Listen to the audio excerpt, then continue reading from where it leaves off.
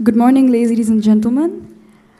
I would like to invite all guests to find their seats, and please switch your handphones to silent mode or switch them off, as we will be beginning very shortly. Thank you.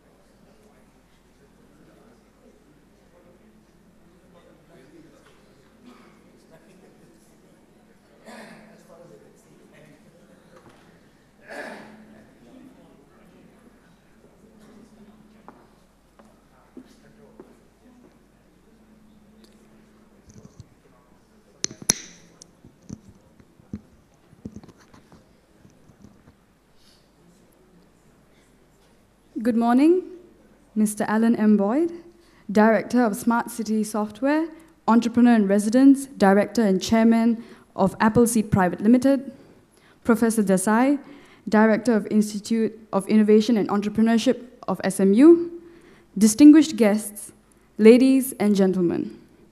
Welcome to Distinguished Speaker Series organized by Institute of Innovation and Entrepreneurship of SMU.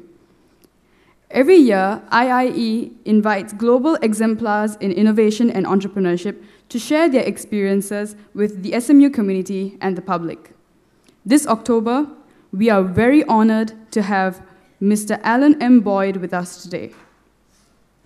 Mr. Boyd is one of the world's most experienced technology, media, intellectual property specialists with a long record of success in Europe, America, Australia, and Asia. A pioneer of the US personal computer industry in the 1970s, he wrote some of the earliest personal computer programs for Muse, one of the first independent software companies. In 1980, he became the first product development manager at Microsoft, where he reported directly to Bill Gates and was an early influence on Microsoft's product strategy. He was responsible for the development of many software products that have since become household brands and sold billions of copies, and was a member of the team that developed Microsoft Word, Excel, MS-DOS, and Microsoft Windows. At Microsoft, he designed the first versions of Microsoft Project as an internal tool to manage Microsoft's development projects, and it was later released as a commercial product. He was subsequently responsible for the implementation and management of Microsoft's highly successful acquisition programs and was instrumental in setting up Microsoft Press. He left Microsoft at their IPO in 1986. On leaving Microsoft, he brought the world's first hypertext browser to market in 1986 and helped establish hypertext, which is HTTP, as the key technology of the internet. He founded Headfirst Multimedia, the first integrated multimedia and interactive television company, and conducted the first interactive television and streaming media trials in 1990. In London, he was the chairman of Shark Tank, one of the earliest media white hat hacking operations that provided penetration testing services and computer security advice to large corporations, banks, and government agencies. In 1984, Mr. Boyd met Madame Wu Yi, former vice president of the Chinese State Council, who invited him to come to China and advise the government on technology and IP development. He first visited China in 1986 and returned regularly over the next decade.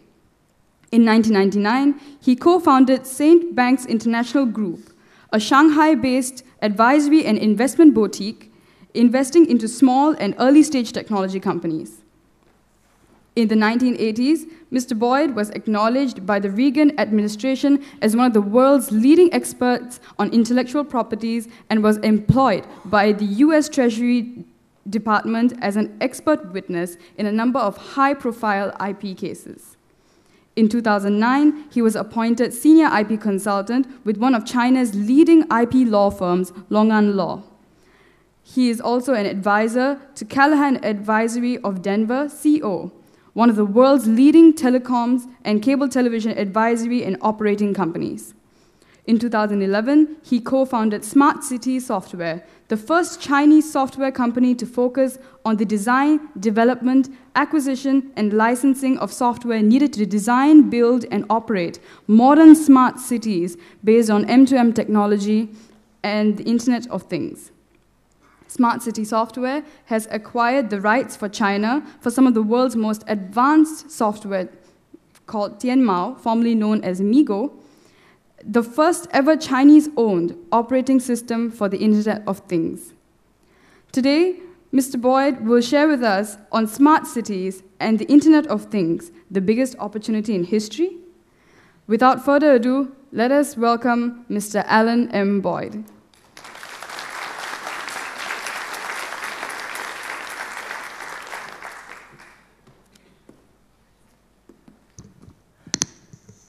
Well, what a great introduction. I can't wait to hear what I'm going to say.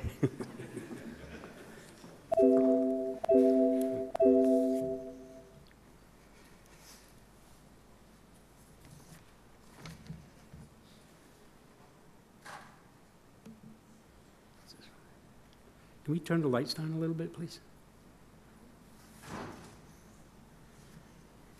Anyway, as you heard, my name's Alan Boyd. I'm currently CEO, founder of Smartcity Software, which is one of the first Chinese companies focusing on the Internet of Things and information systems to be used in modern smart cities. We chose China as our headquarters for a number of reasons, which will become clear as I go through this presentation. China, there's some amazing things happening in China today that most people aren't aware of. We estimate that by the middle of the next decade, China will not only be the world's biggest economy, but will likely be the world's most technologically advanced country because of what's happening in their smart city program. I should explain that because there's a lot in there. I'll go over my background first. Like many people in the personal computer industry in the 1970s, I left university early, dropped out, same as Bill Gates and all my other friends, to go and start software companies. Set up a software company in 1980. I sold it, moved to Microsoft, and became manager of product development. There were less than 50 people at Microsoft at the time. Microsoft had just won the contract to design the software for the first IBM personal computer that was to be introduced in late 1981. This gave me approximately a year and a half before the IBM PC was introduced to go out and buy, license, acquire, develop, or whatever products that would run on the IBM personal computer. Since we had a year and a half before anybody else, we knew what the personal computer was going to look like, but nobody else did, so we had a competitive advantage. Bill Gates was adamant that this would be a major project for Microsoft, so he hired me to implement their IBM PC strategy. The products that we designed and built in that 18 months are the products that make up the core of Microsoft's product line today, 32 years later, which was operating systems, Windows, and the components that later became Microsoft Office.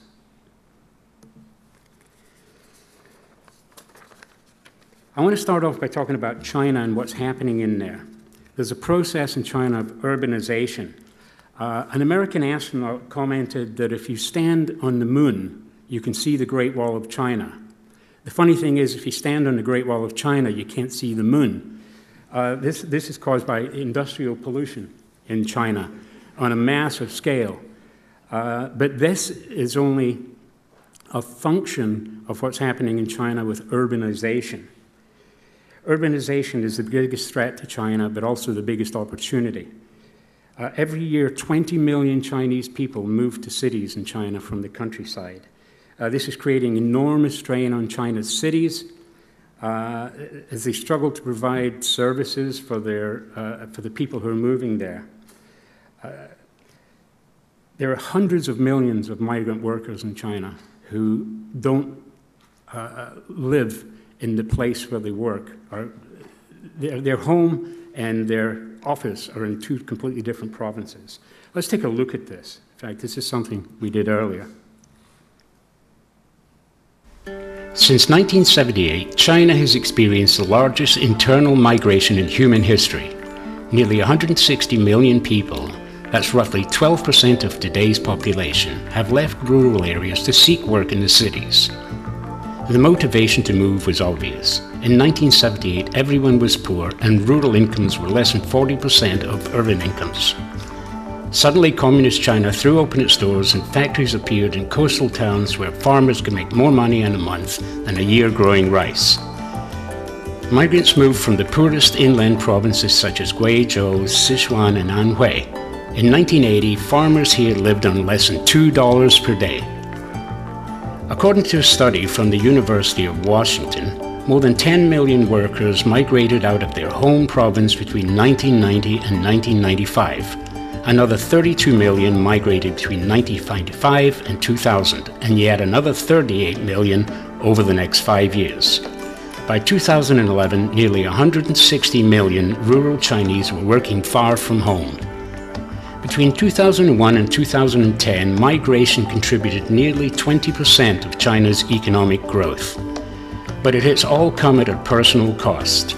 Many migrants spent years away from their family. Industrialization has also caused a terrible pollution problem. But many feel the huge personal and national economic impact have made it worthwhile. In the 1990s, the wealth gap between rural and urban China opened wide. Though the gap has closed a little, this is still a huge social issue, with tens of thousands of cases of rural unrest each year. The city of Shenzhen, just over the border from Hong Kong, is a classic example of the speed at which Chinese cities have grown. Shenzhen has sprawled from a town of a few thousand in 1978 to a city of 12 million people in 2010, and it's set to keep growing. The ERU forecasts that the population will hit 15 million by 2020. In just over 30 years, the GDP of coastal provinces such as Guangdong, where Shenzhen is located, has shot up. Two other coastal provinces, Zhejiang and Jiangsu, in 2010 have the same GDP as Austria and Switzerland, respectively. Now, though, as the cost of labor and land near the coast has risen, manufacturing is moving inland and fewer migrants are traveling to the coastal cities. As more jobs are created in inland cities and provinces, more wealth is trickling down to rural areas too.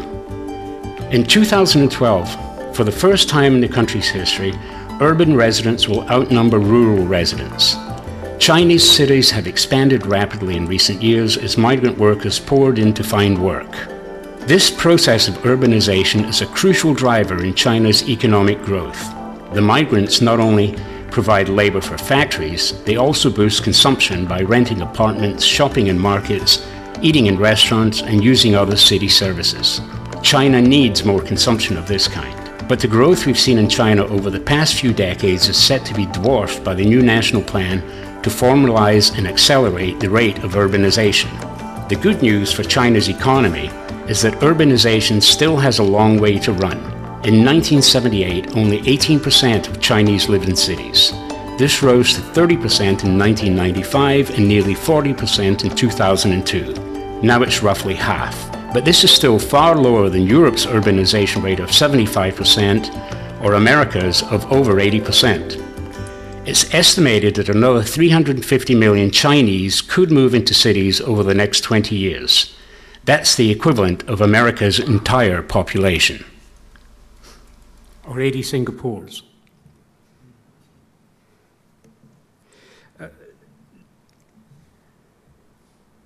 China's approach to handling this problem is very typically Chinese. Let's just do the biggest, most ambitious project ever in the history of mankind. Prime Minister Li Keqiang has announced that China will build up to 300 new cities.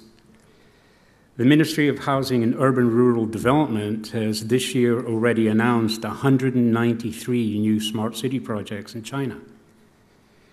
The problem here is that the way China builds cities is extremely expensive. Not cheap, expensive. As we've seen in Shenzhen and many other Chinese cities, their architectural design is very backward, and their building quality is very low. Chinese buildings typically last for 25 to 30 years, and then they need to be replaced. By building low-cost structures and cutting costs in corners, China is accidentally building the most expensive buildings in the world. If they don't want to bankrupt the country by building 193 cities filled with these old-style Soviet buildings, they're going to need to change the way they do things, and that's precisely what's happening. They need to modernize, and as you'll see, China is modernizing rapidly. The second problem is that cities and buildings are extremely energy hungry and are the biggest cause of pollution in the world. According to the UN, 80% of carbon dioxide comes from cities.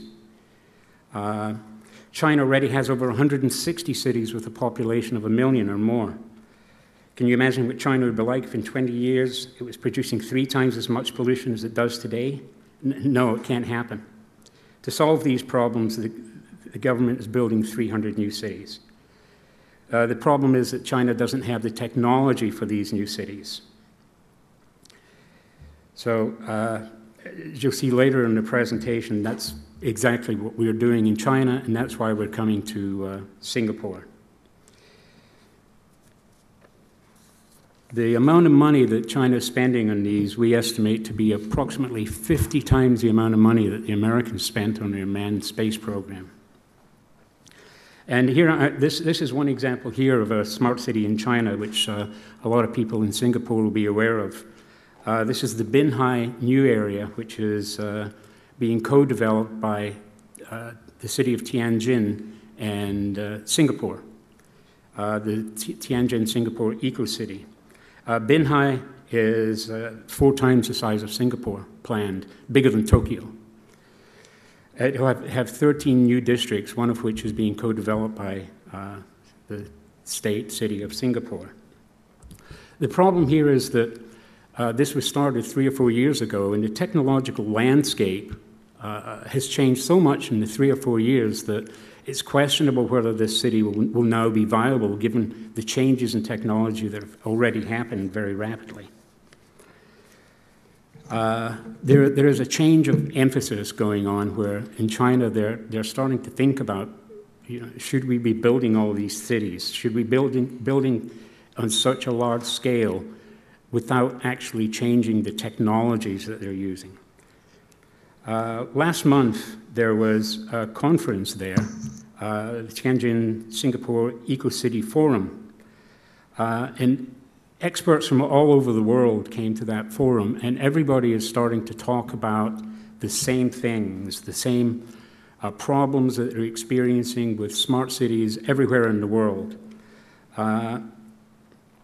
There are smart cities, there are digital cities, there's eco-cities, there's intelligent cities, there's green cities, connected cities, you can call it anything you like, but underneath it all, if it's not intelligent, it's not going to be smart. That's the conclusion that they're coming to.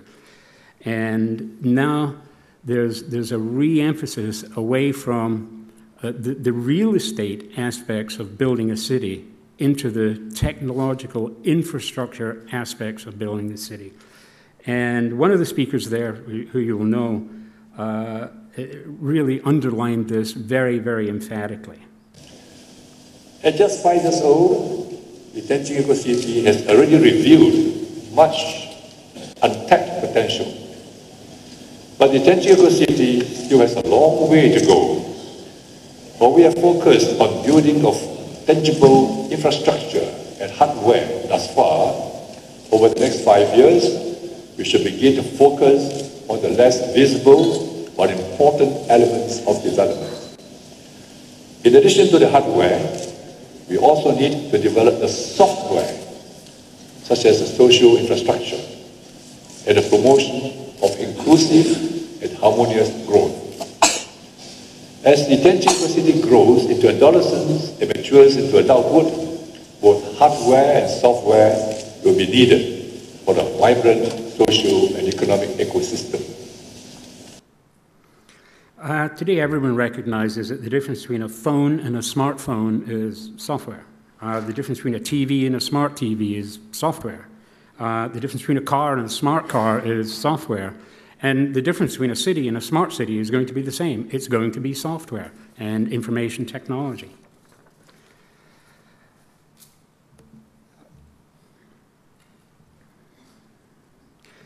Smart city uses technology literally everywhere. Every building in the city, every room in every building, every device in every room, every street in the city, every vehicle in the city is connected.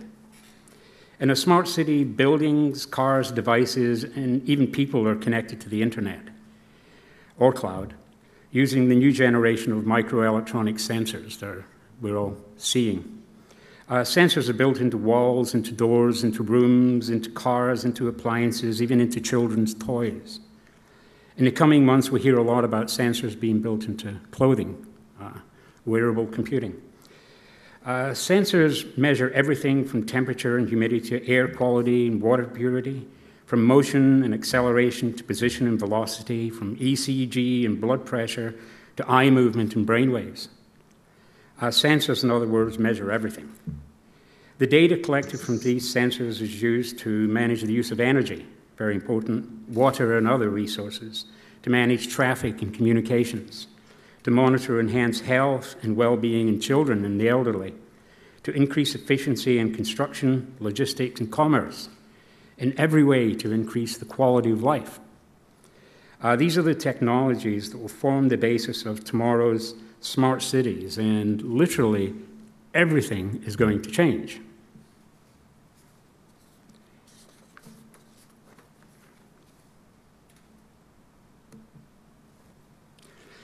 The change has already started. In reality, it started in the early 1990s with the introduction of the internet to the general public. What happened since has been remarkable. We've seen old industries destroyed and replaced with new, innovative ideas. Billionaires have been created and fortunes have been made, but this is only the start. Let's quickly take a look back. The internet was initially open to the general public in the early 1990s. The first phase of the growth of the internet was immediate and rapid. People discovered the internet, set up websites, and started communicating through email. This first phase of the internet was driven by people communicating, a consumer-to-consumer or C-to-C model. Growth was gradual but meaningful. The second phase of the internet saw a much bigger and faster adoption by consumers. Business discovered the power of advertising and e-commerce using the fabric of the internet. Online shopping and other new concepts were quickly introduced. Growth was so rapid, there were predictions that all traditional businesses would be replaced by their online internet-enabled equivalents. In fact, this was so widely believed it led to the internet bubble in 2003 and the subsequent global market crash as valuations went through high to unsustainable and then ludicrous. This phase was driven by a business-to-consumer or B2C model. This brings us to the present day. The next phase of the growth of the internet will literally be like nothing we've seen before. Well, the past two phases had to do with the number of people using the internet. This next phase will be about the number of devices or things attached to the internet. Already there are more devices on the internet than there are people. A lot of people have multiple devices that can communicate on the internet, PCs, laptops, tablets, mobile phones, sometimes even cars. The next phase of the internet's growth will be characterized by the growth of the devices communicating with other devices, or as it's better known, machine-to-machine or M2M communications. This next phase will see the internet grow to over 20 times its current size inside the next 10 years. There's a lot of questions about whether there will even be enough room for humans on the internet at that time, and this is something that's of great concern. Today, there are roughly 1.5 billion people who use the internet. That's changing by the minute. Experts tell us this number will grow to around 4 billion by 2020 as the internet expands into new and growing markets around the world. But the real story is the growth we expect to see in the number of devices attached to the internet. There are now around 4 billion internet-enabled devices in the world, and this number is expected to grow to between 50 and 60 billion devices by 2020. That's only 6 years away. As I said earlier, the majority of these devices will be communicating with other devices using M-to-M communications. This is what we call the Internet of Things. But what kind of things will make up the Internet of Things? The answer is everything. Globally, there are about 1 billion smart devices sold every year. Today, this means computers, tablets, and smartphones. We can see the impact that this is having on even mobile telephones and the way people live and work. This smartphone, only about 5 years old, has completely transformed the global telecommunications industry and has grown from zero to one of the biggest businesses on the planet. Smartphones are only the first in a long line of devices that will become smart.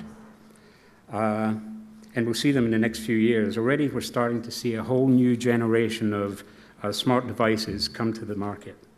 This is now being called the Internet of Everything, as opposed to just the Internet of Things. And this is easily the biggest business opportunity I've ever seen. But this is really only the start. This is only one of the things that is going to change in the next 5 to 10 years.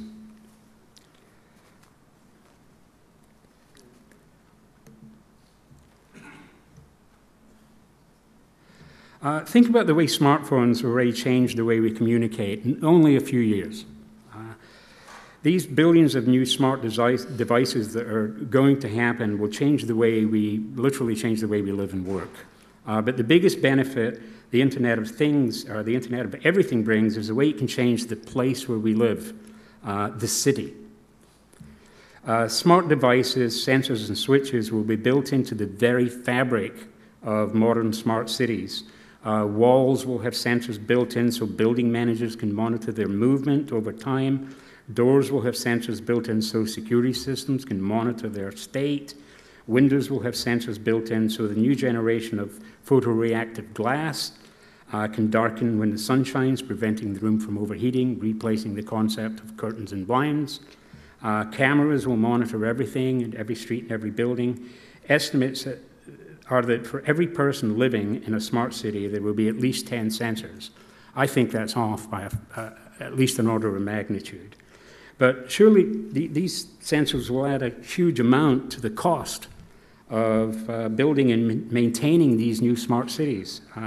The answer is no. That's completely the wrong way to look at it, because sensor technology itself is changing rapidly. If you look at the new generation of smartphones, this particular smartphone has 2 video cameras, 3 microphones, a proximity detector, a motion detector, an accelerometer, a compass, a temperature sensor, a GPS sensor, a touch sensor, and more. It's a total of 16 sensors built in, and this is just a simple consumer electronics device. Sensors are now commonplace, easy to manufacture, and they're cheap. Sensors are now being built into phones, tablets, laptops, TVs, PCs, cars, refrigerators, and washing machines, but soon they'll be built into many other devices. Mass market acceptance of phones and tablets has now driven the cost of sensors down to the point where they're economically viable. And there's no reason they can't be built into modern buildings. They don't add significantly to the cost. In fact, our experience has shown that including sensors in a building can lower construction costs. as it can be used for quality control while the building is still under construction. Together, these billions of sensors will connect to make up the digital infrastructure underpinning a smart city.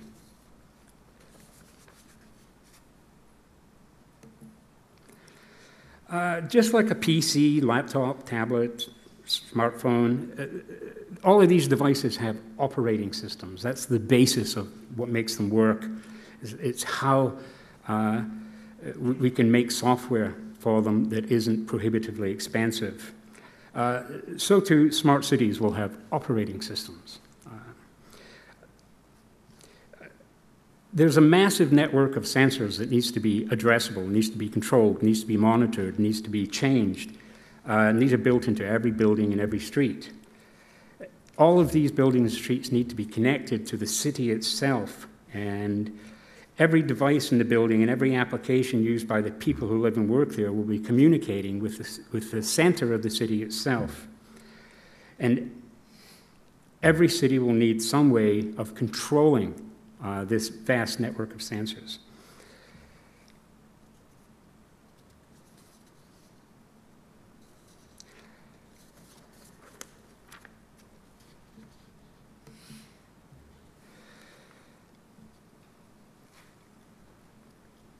As I said, everything that has technology in it has an operating system today.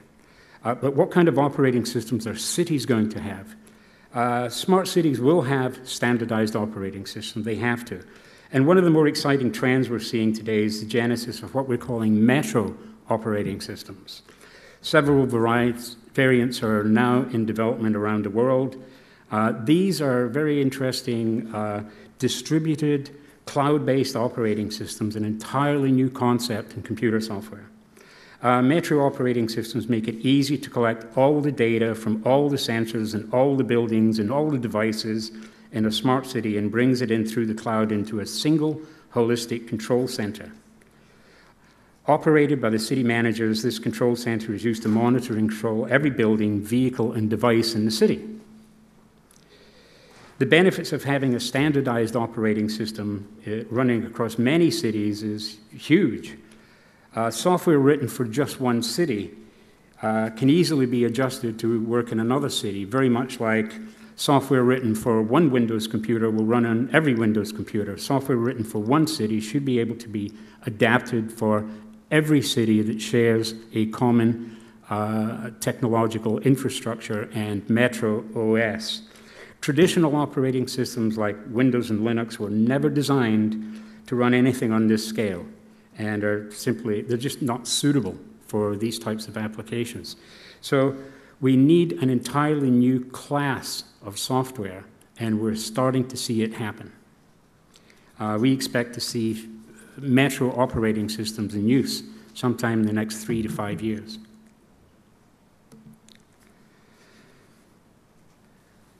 This new generation of software, the metro operating system, isn't just designed to manage a city. Instead, it functions in every stage of the city's development, operation, and life cycle. The same software is used by the urban planners to help define the urban master plan, the design for the city itself. It's used by architects to include the different layers of technology into their building designs. This makes designing smart buildings as simple as drag and drop.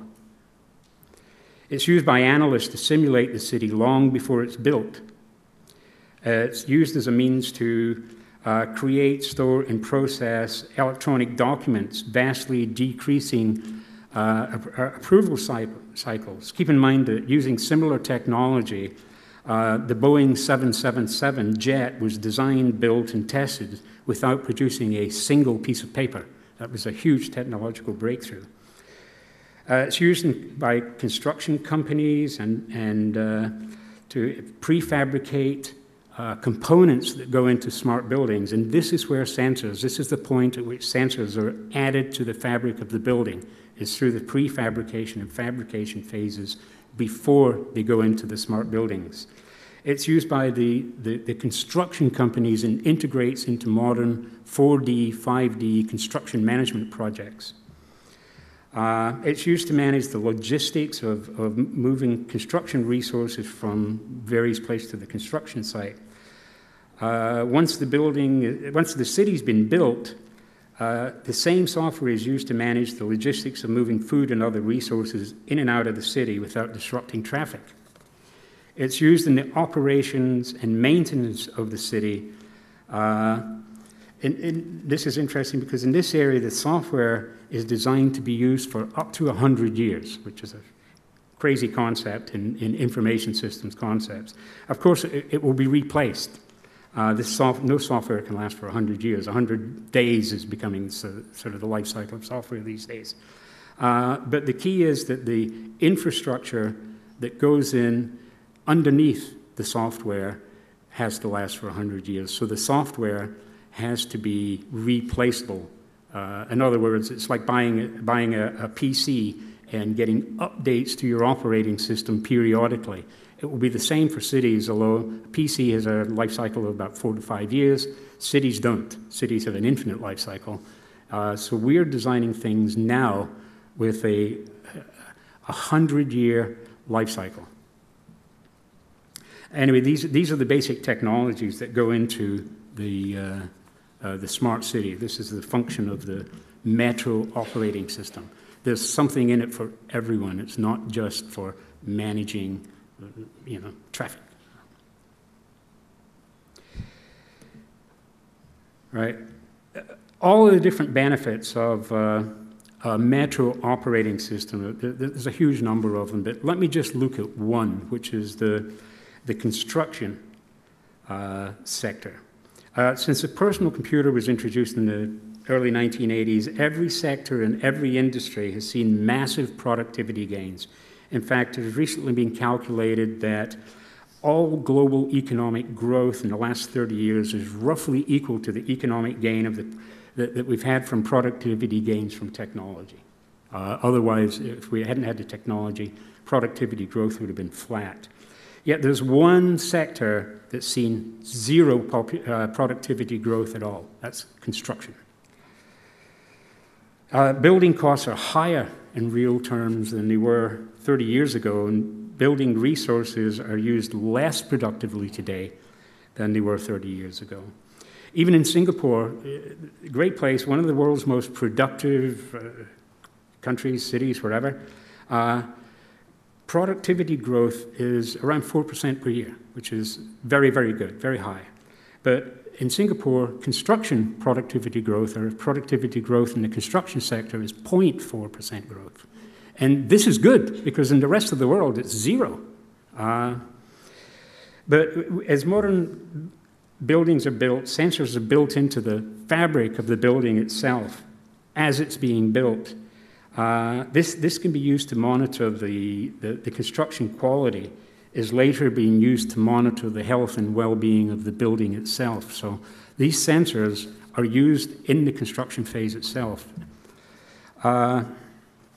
These sensors are obviously very useful in earthquake zones, which you don't have a problem with here. But in China, they're used to ensure that the builder uses the right quality of sand in their concrete. As mundane as that sounds, this is one of the biggest building issues in China.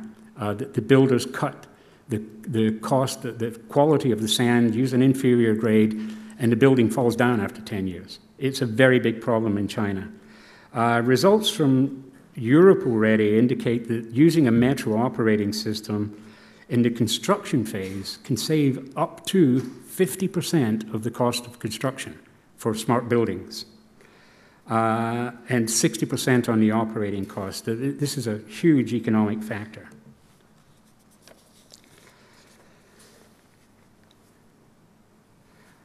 Over the past 2 to 3 years, we've looked at various attempts to build smart cities all around the world.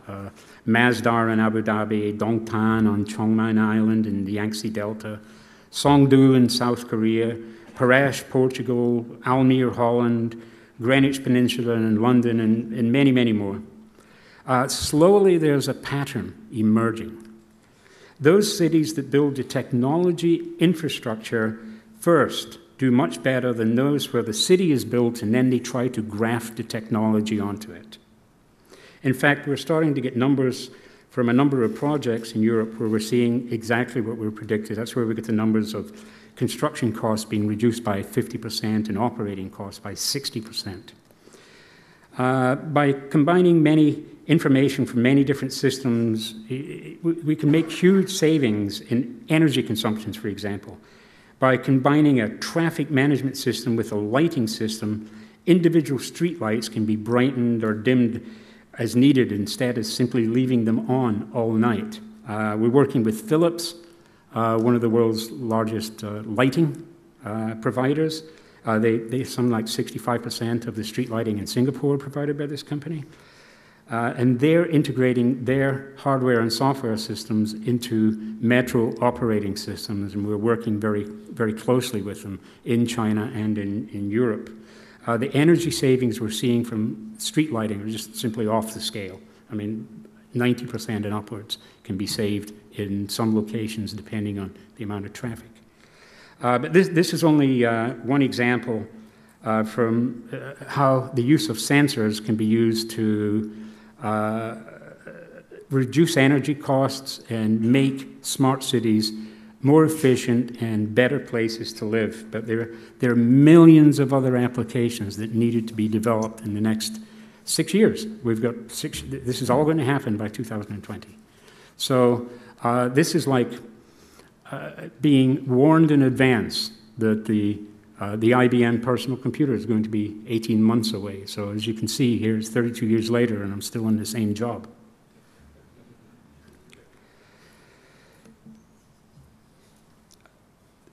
Designing and building a smart building, smart district, or whatever is what we call urban master planning, right? The master plan is used as the blueprint for all the buildings and streets in the city. It defines how the city will be laid out and under what conditions architects will design each building in the city. The problem is urban master planning experts are just simply not experts in the new technologies that are coming and that are needed to design, build, and monitor and operate these new smart buildings in smart cities. This is understandable because urban master planners are usually architects or trained as architects and are not experts in information systems. By now, the internet and cloud are basic utilities and are as much a part of a city's infrastructure as the plumbing, electricity, or sewage systems. In fact, in a smart city, access to the internet is more important than access to any of these other infrastructures. The answer to this problem is what we're now calling the digital master plan. The digital master plan adds a new dimension to the urban master plan, detailing how information systems should be used in every function of the smart city. It explains how the network of sensors should be deployed in every residential, commercial, industrial building and every structure. It explains how technology should be used in energy systems, water delivery, waste management, traffic, public transport, healthcare, education, commerce, and e-commerce, and particularly in the delivery of government or e-government services. Digital master planning is a new discipline. It hasn't been invented yet. It's coming soon. It will be added to the urban master plan in the next year to 2 years. And as one of the world's leading cities, certainly one of the world's most respected and well-managed cities here in Singapore, we're going to base this new industry right here. This is one of the reasons why we're opening in Singapore. Inside a smart city, there are actually, we've identified 4 different layers of software technology, each of which requires its own special type of software. It's not one holistic software system. At the bottom, there's this network of sensors, billions of sensors that we talked about, and they will need their own mesh networks and control systems. There's the software used to control the city itself and to provide the services to the citizens and businesses. There's the Internet of Things, where every smart device will need its own software. Then there's the elephant in the room, the Internet itself, including the cloud. At the very lowest level, at the network of sensors, that's where the metro operating system will control this. It will manage all the information coming from hundreds of millions of sensors and allow the government to monitor energy and other resource usage. To provide the services to the city, a service delivery platform is needed to deliver telephone, TV, radio, internet, e-commerce, e-health, e-government, and many, many more that we haven't even thought of or developed yet. The Internet of Things, every one of those devices is going to need software. There's very little available suitable software at this point in time. And then there's the big issue of the Internet and the cloud. As we can all see, today the Internet's basically struggling to keep up demand with 2 billion devices. What's it going to be like when there are 50 billion devices over the next 6 years? So we're predicting that the Internet itself is going to have to change. And it will. It's not 100% clear, and it's very difficult to explain how it will change. It's very, very technical, but the basic structure of the Internet must change, and must change within the next 3 to 5 years.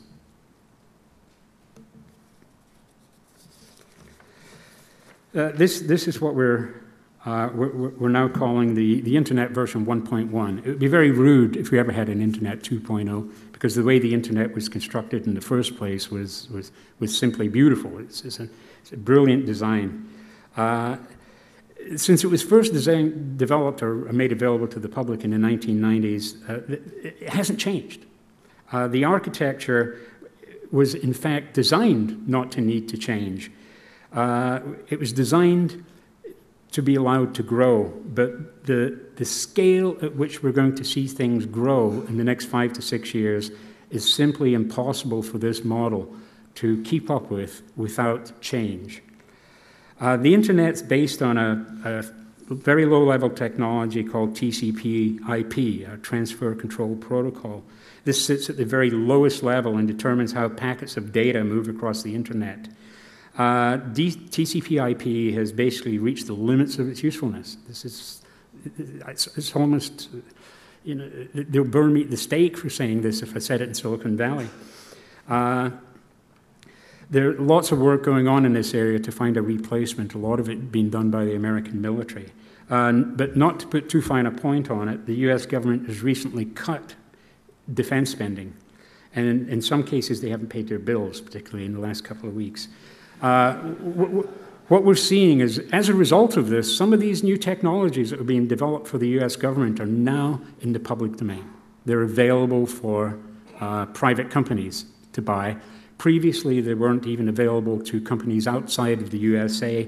Now, some of them are available. I don't want to go into too much detail about it, but this is very, very technical. We're seeing, we have a project running in Beijing using some of these technologies, and we've increased Internet speed by 4,000% using the same transmission lines, just changing the technologies. But it's very important to realize that this is all going to change in the next 4 years or so. So when I say things are going to change, everything's going to change, I really do mean that. But let's see if we can quantify it a little better and sum up all of these changes that are going to happen. First, the Internet of Things is here today, started. Over the next 6 years, we'll see the number of devices go from 2 billion to 50 billion in a very short period of time. These will not be human. They will be machines that only talk to other machines. Second, we're seeing the introduction and the mass market acceptance of microelectronic sensors. 2 years ago, these video cameras, high-definition video cameras, cost about $5,000. My phone has 2 of them built in today, so the cost of these sensors is coming down dramatically. Third, countries around the world, led by China, are embarking on massive projects to build new modern smart cities, largely driven by increasing energy costs. In China, they've already announced 193 new cities, the biggest project ever undertaken by man, period. Some of these projects are collaborations between China and Singapore, where technological innovations will flow in both directions. As I said, the Chinese Smart City Development Program is far bigger than even the USA's manned spaceflight program, which made the US the world's leading technology nation. The technologies that will fall out of China's Smart City program and the amount of money invested into it, we're predicting that China will overtake the United States as the world's leading technology nation before 2030. Finally, we're going to see some significant changes to the architecture of the internet itself. We'll see the ability to transmit much faster. One of the other things that's happening in the internet now is the ability to transmit point to point over very long distances immediately, lossless networks.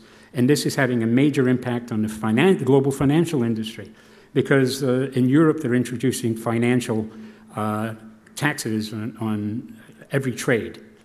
So the financial companies in Europe have figured out, well, if we don't trade in Europe, we don't have to pay the taxes. So they're looking at building a center in Singapore to trade from here by traders in London, so that technically they don't have to pay taxes on it. This is a huge change in the internet.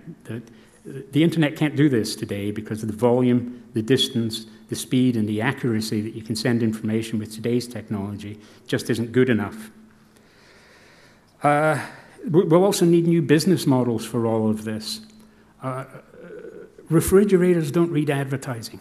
So how is all this going to get paid for? The new business models are needed. The existing Android-type business models just don't work tomorrow.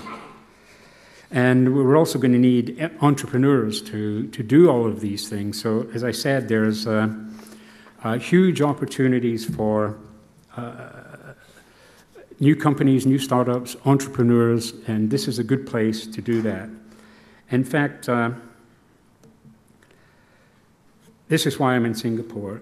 For the past 32 years, I've focused my career on spotting changes that are going to happen and by technology change, and then staying ahead of them, licensing, acquiring, building, developing, whatever, the technologies that are going to be needed at that change and after that change. Because it's only during these bifurcation points, these points where technology changes, that it's possible to introduce new technologies today, because the barriers to entry are so high. So I'm literally doing today here in Singapore what I did in 1980 with Microsoft, knowing what's going to happen next. Then it was the introduction and development of the IBM PC. We knew in advance what the software was going to look like. We knew what the hardware was going to look like. So we took advantage of it, and we built one of the world's most successful companies. Highly leveraged by that knowledge we had in 1980. Today, we sort of know what these smart cities and the Internet of Things are going to look like. Why? Because we're supplying some of the software for it. So we know what they're going to be like.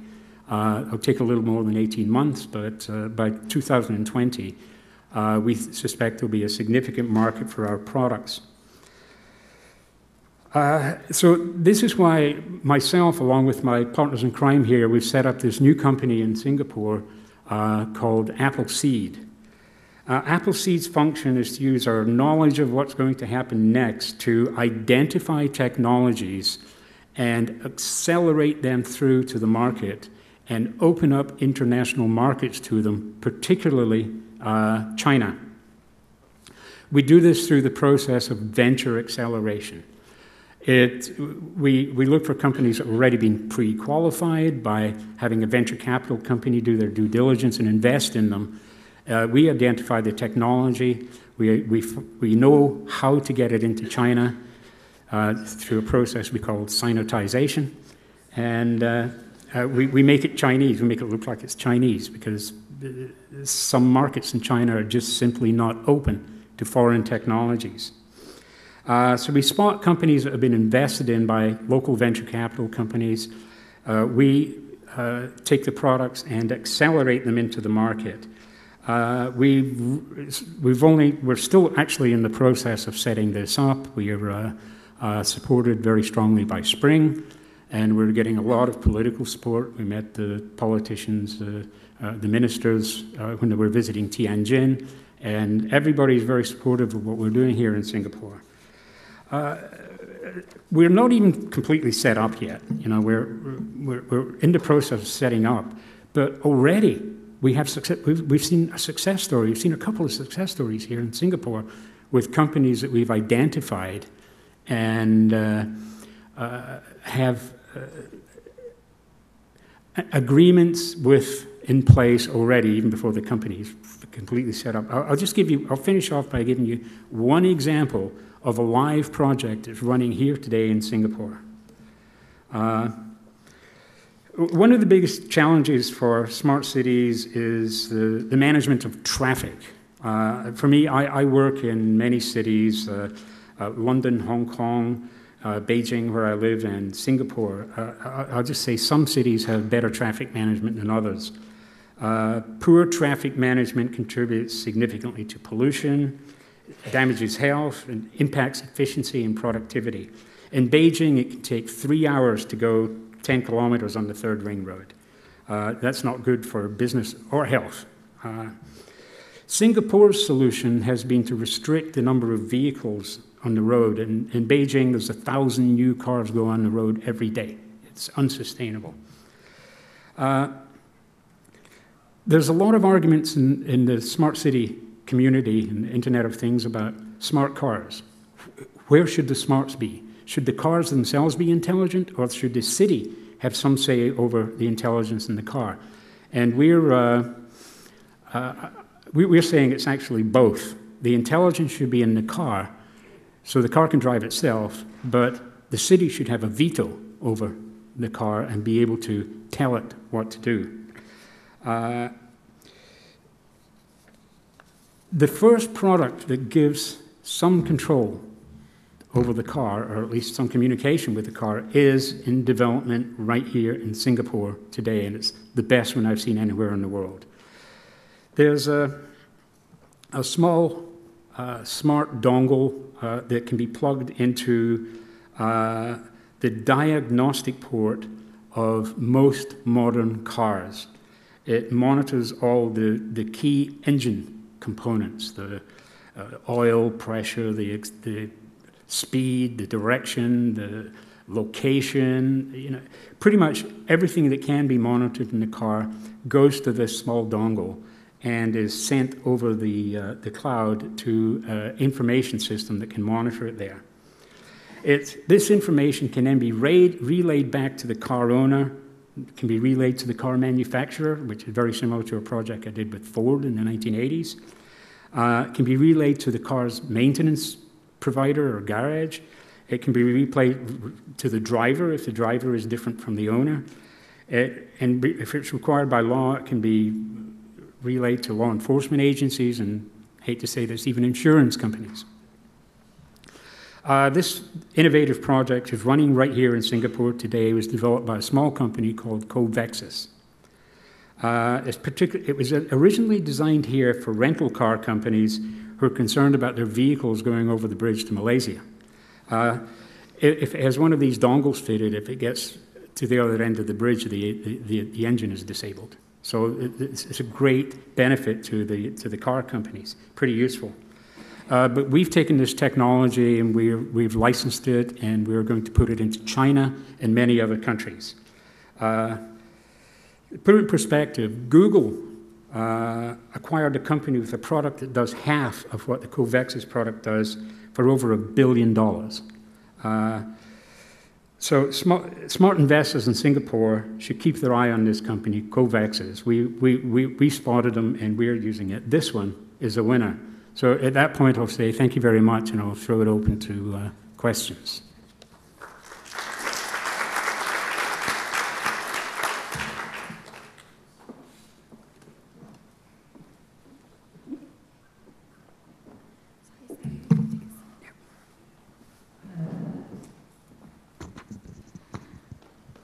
Thank you, Mr. Boyd.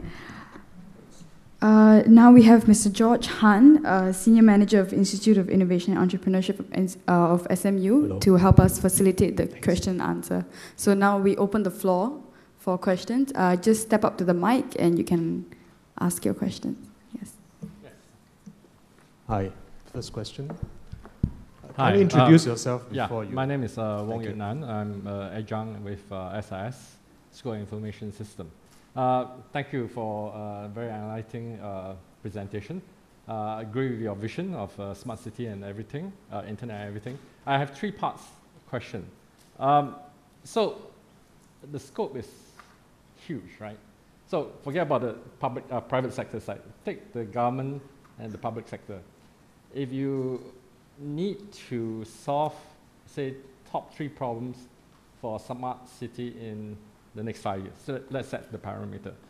What will those 3 key problems be? Just now you mentioned things like energy, traffic, etc. What are those 3 key problems that you can solve and then get the most benefit very quickly? That's what part 1. Part 2, there are always risks and downside to all this. What are those and how do you mitigate them? Part 3, which is a more technical question. So the Metro OS, is there an international agreed standard to that? And who are we going to likely to see that anytime soon, or it's not going to likely to happen to have an international standard? That's when China will have their own, US will have their own, Singapore will have their own, etc. Thank you. Thank you. Glenn? Yes, part 1 was what was the most pressing problem. The three most pressing problems are, I would boil that down to one, and that's energy consumption, because it's the one that has to be dealt with most, and almost everything else is a function of energy consumption. Some cities, such as Beijing, for example, have water problems. Some cities, such as Guilin, have too much water problems, but the one thing that every city in the world has in common is the rising price of energy. Pollution is a function of energy use, so I'll say pollution, energy consumption, and water. They're all really part of the same problem. Question 2 was... The downside is the biggest one is loss of privacy, which is a major issue that we're already seeing. This is largely why certain countries will do better than other countries. There are certain countries that have, let's just say, different approach to privacy. Smart cities will not work very well in the United States, where, you know, it would be inconceivable for the government to know at what temperature you kept your freezer. You know, that's private. Whereas there are other countries that have, let's just say, more centralized forms of government. And centralized form of government is a major advantage to the development of a smart city, largely because, as Desai will tell you, if you have one information system, it will be far more efficient than having many. So certain countries will be able to have one single information system, whereas certain other countries will not. So that is going to result in, you have to give up some privacy in order to achieve the goals of a smart city. Then the third is the downside? Sorry? Oh, the Metro OS, no, are you kidding me? No, I've been lucky enough that I've set standards by de facto means, not by committee means. You know, we build software, and the software that wins is the one that most people buy. I don't think that model is going to work in Metro operating systems because it's not a consumer market. So unfortunately, there were going to have to be standards. If you look at the case of traffic, for example, if they're building these systems into cars, you can't have Mac cities and PC cities. It won't work, because if you have a Mac car and you drive into a PC city, it won't function, because the software will be different. So there will have to be standards. Getting people to agree on those standards is going to be, It's not going to be as difficult as it sounds because all it requires is leadership, right? China is easily the leader in this area because they have to build so many new cities. So whatever is selected for China will be the software standard that will go into these devices and will, I think, later become the de facto standard. Well, that's my business model anyway. I'm saying it will be. How soon would that be coming? It has to be the next 2 to 3 years.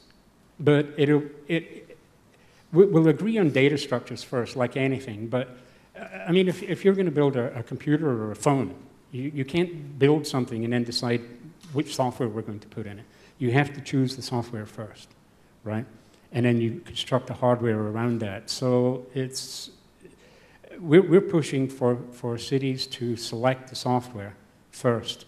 And that's one of the reasons we're in Singapore, because Singapore is one of the world's smartest cities already. So there's a lot of experience here. At least if this was in China, nobody would have known how to ask those questions. But in Singapore, at least people are asking the right questions.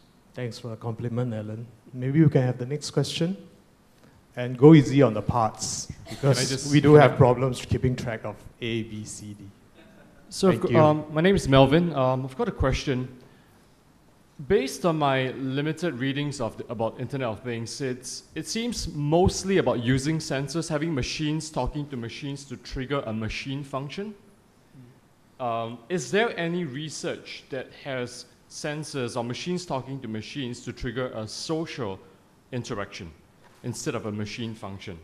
So for example, instead of having your phone talk to your refrigerator talk to the supermarket cashier, could not our devices here, based on the settings in our phones, automatically connect us on the right kind of social networks and automatically have our online profiles share a piece of knowledge between us and with our various networks, so accelerating social interactions and publishing? Is that related to the Internet of Things, or is there any research done in this area? Thank you. It's not particularly related to the Internet of Things, but you know, how things are going to interact with people in the future is a big open question. I mean, as I said, you know, when the personal computer was first mooted, you know, as an idea, the question was, why would anybody want a computer? What would people do with it? And our standard answer was, well, you balance your checkbook and you keep your recipes, right? And, you know, and it wasn't until Bob and Dan came along with this thing called VisiCalc for a spreadsheet that we realized, whoa, you can do different things with these computers. It will be the same with the Internet of Things. I mean, if we start building smartphones, for example, into children's toys so that they can communicate with other kids in different continents or whatever, how's that going to change, you know, the way kids interact, and how are they going to, what are they going to be thinking about when they grow up? What is going to be the VisiCalc, the spreadsheet, if you like, that makes the Internet of Things viable? Right now, the only thing we're thinking about the Internet of Things is monitoring. Monitoring for energy, monitoring for quality of life. How the Internet of Things will integrate into social networks is a very big open question. There's a couple of other interesting projects going here in Singapore, one of which is going into location-based, which of course is GPS sensing. Your device, your phone or whatever, your shirt knows where you are. And your refrigerator will know that you need milk. So your local shops can now compete to sell you milk without you even knowing that they're doing this, and the one that wins the battle your phone will then show you where to go to pick up your milk. That's just, again, that's like, well, you can balance in your checkbook and you can, you know, keep your recipes type of answer. That's people will laugh at that 10 years from now. How it's actually going to happen is we don't know yet. That's up to you, basically. The possibilities are unlimited, and the business opportunities are literally off the scale. Anybody that has a good idea now, knowing that this is going to happen, will most likely win. Right, thank you. Okay, we have the next question. Hello. Now, using all Identify these, yourself. hello, I'm Gaurang. Name, thank you. Yeah. Using all these sensors, a lot of data is going to be generated. Okay. So, how do you mean to address the security concerns of the data? Is it going to be done in the conventional way, or are you looking for any innovative solutions for that? I've got an interesting answer to that. I mean, as you heard in my CV, I set up the Shark Tank, which was one of the first white hat hacking companies. So we know a lot about security, right? We're bypassing that. Why? Because it doesn't matter what we suggest. The Chinese government or any other government are not going to use what we suggest. They'll have their own idea. So in all of our software, we don't do security. We leave the hooks in the software so that a security system can be attached. But we're pretty aware, I mean, particularly what's happening with security in the world right now, we're pretty aware that if we do anything, they'll reject it. So it's something that, even though we know a lot about it, we're not focusing on security. Singapore will need its own security. Beijing will need its own security. So again, you just spotted an opportunity. If this is an area that you have expertise in, there's going to be a huge vacuum that you can fill in 5 years. Thank you. Thank you. Can we have the next gentleman? Hi, I'm Kenneth Huang. I'm a professor here at SMU School of Business. Thank you for your presentation.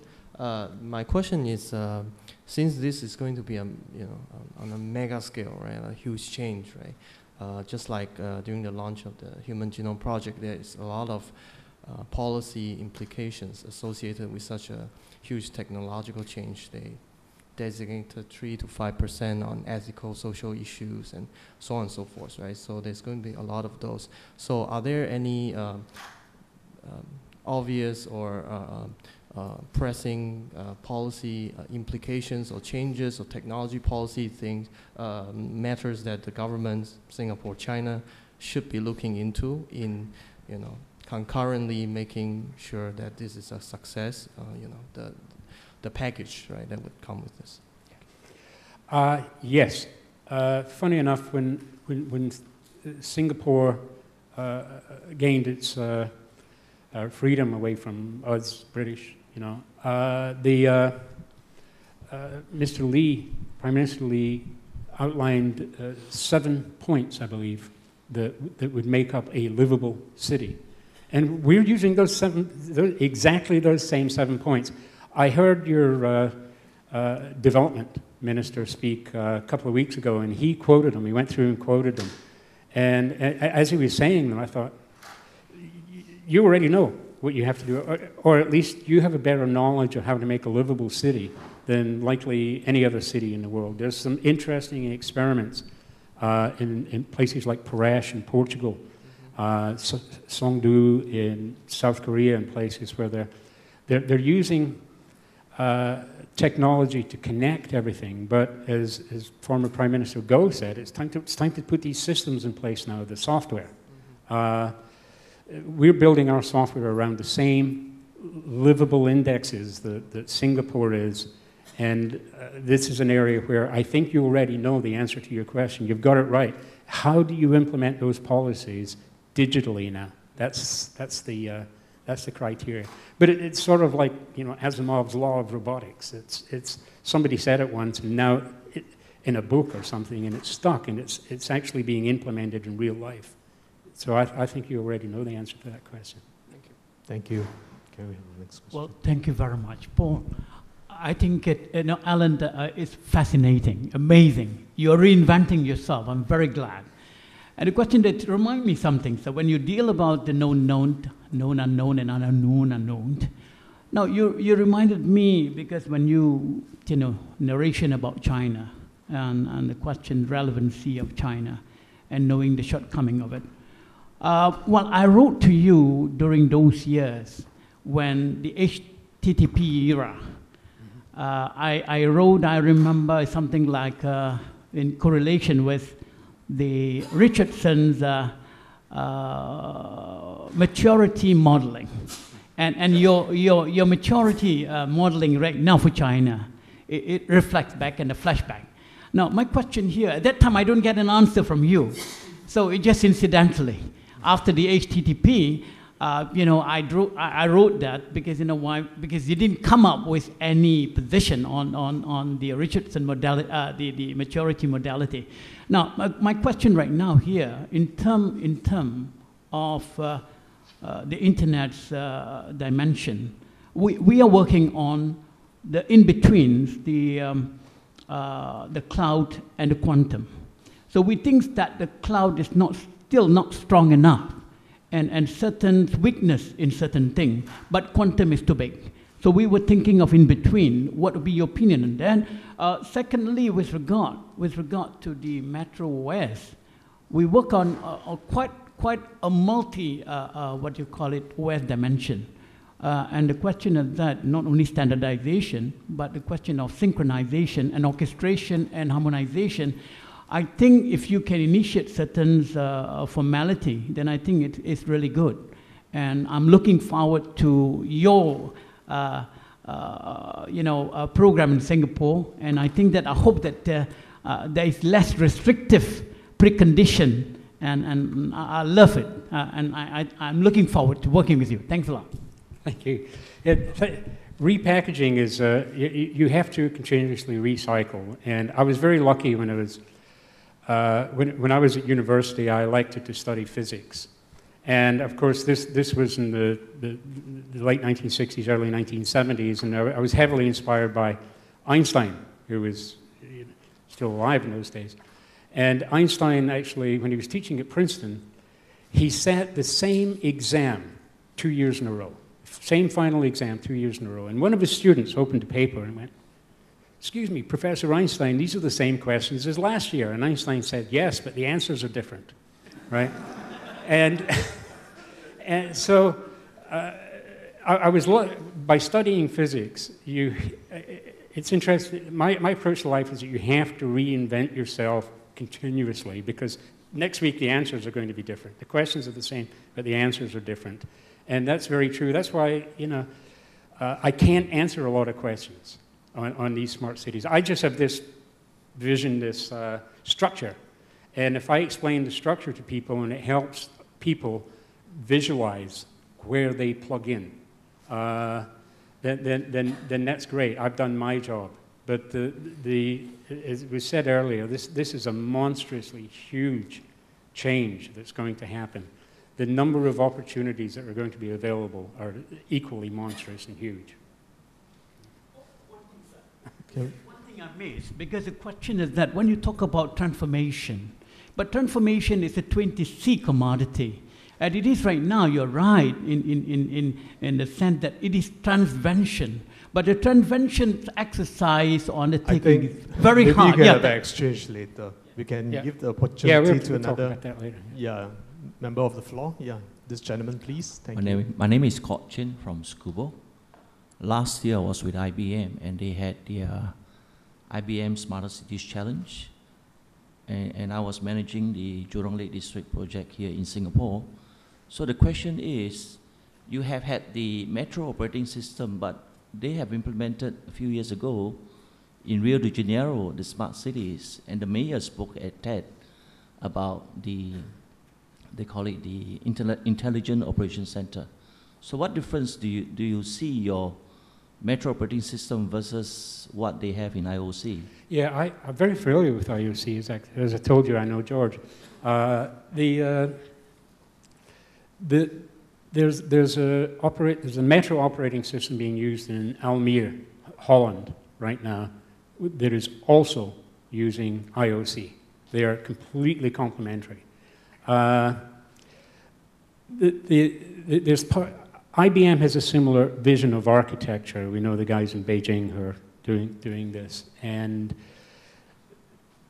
even IBM isn't big enough to implement this. It has to be done by many companies. So they're finding, for example, that there's a Metro-wide service bus that IBM has plans to do, but the company in Almere has already done. So they've just implemented their IOC, or your IOC, on top of this. It's very early days yet, but it looks like it's working very well. The same with Philips Lighting works with this it's called UOS, Urban Operating System. Out of London, it's been used in 3 or 4 smart cities in Europe already, some of which are building IOC on top of it. So they're highly complementary. Thank you, Alan. I think we have come to the end of... all right, I'll give one more question to a member from my left. Thank you, Mr. Voigt. This is Elena. I'm actually working in the ICT lab, Intelligent City Lab in School of Information Systems in SMU. Thank you very much for your interesting topics here. Because I'm also from China, I lived in Beijing 3 years ago, so I totally understand why you think the priority for smart city is like controlling the air pollution and the energy consumption. And, but I understand from your presentation that right now the Internet of Things, the technologies you're using, and also the metro operation system for the city, from my understanding is they might very good for the mega city in China right now, such as Beijing and Shanghai and Tianjin. But we all know that China is under national agenda right now, we call the urbanization. So those tier 3, tier 4 cities, China is trying to converting those small towns or small cities into urban place. So during the urbanization, they also will leverage some technologies, but from my understanding, maybe the infrastructure, the maturity level, maybe not high enough to adopt the sensors, the cutting-edge technologies right now. So do you, what approach do you think will be the right solution for smart city for those, tier 3, tier 4 cities in China during the urbanization process? Thank you. Thanks. Yeah, you've identified, there's one market that's even bigger than the smart city market, and that's retrofitting existing cities with these technologies. Right now, what we have to do is we have to think in terms of greenfield design. So building a city from scratch. If we were going to build a city from scratch, how would we do it? Building a building from scratch, how would we do it? Then after we've done that, we can think about how can we take some of the technology we've developed and retrofit it back into existing buildings, existing cities. And when you think about it, that's a market that's going to be hundreds of times bigger than the smart cities market even. We're working in that. We're also working in another project in China. China right now, our goal is what at Microsoft we used to call consumer education. People don't know that they want to buy our stuff, right? We have to teach them what it is they want to buy. That's one of the problems with pioneering things, that we're making things that people don't know they want yet. It's the same in China. Every time we talk to someone in China, they always ask the same question. What is a smart city? There is no answer to that clearly.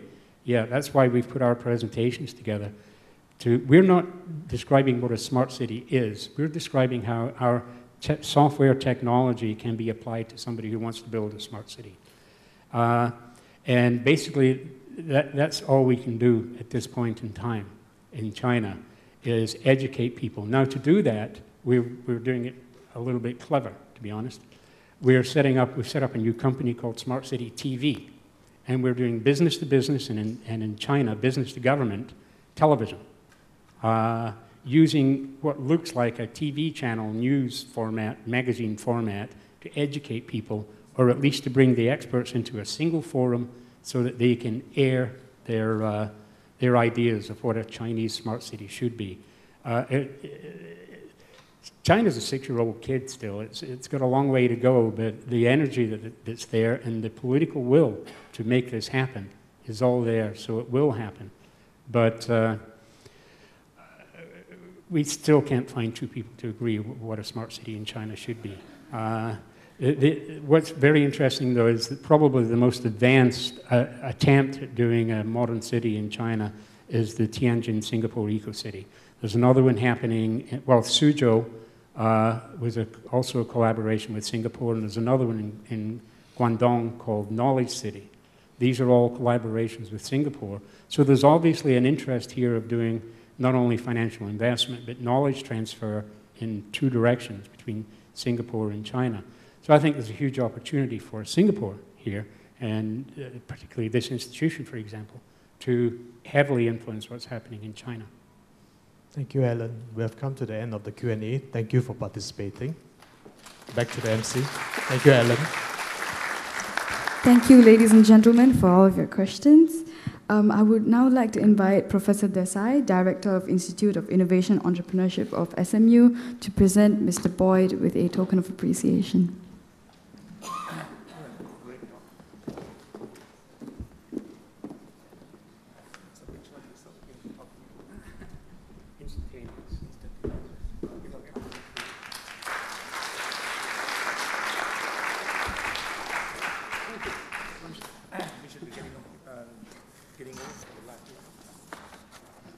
Thank you, ladies and gentlemen, for attending the Distinguished Speaker Series.